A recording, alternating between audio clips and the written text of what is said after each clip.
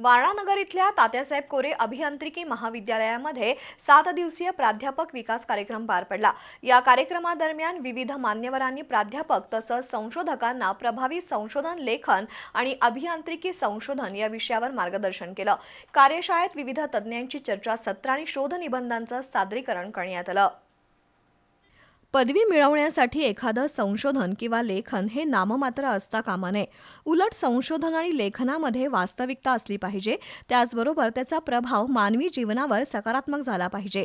यासाठी प्रभावी संशोधन लेखन आणि अभियांत्रिकी संशोधन या विषयावर 7 दिवसीय प्राध्यापक विकास कार्यक्रम वारणानगर इथल्या तात्यासाहेब कोरे अभियांत्रिकी महाविद्यालयामध्ये पार पडला।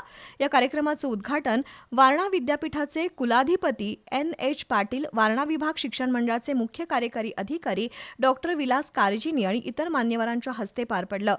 या कार्यक्रमादरम्यान प्राध्यापक तसंच संशोधकांनी संशोधक वृत्ती कशी वाढवावी, लेखनामध्ये कशा पद्धतीनं कौशल्य सुधारावं याविषयी डॉक्टर फारुक, डॉक्टर AC अडमुठे आणि डॉक्टर VM फल्ले यांनी मार्गदर्शन केलं।